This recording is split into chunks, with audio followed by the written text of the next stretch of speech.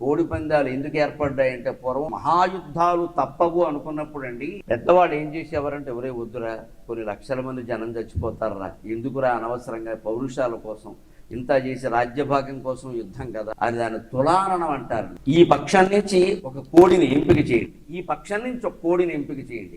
ఆ రెండు కోళ్ళకి హాయిగా ఒక మంచి స్థలం చూసి ఒక పందెం పెట్టేద్దాం.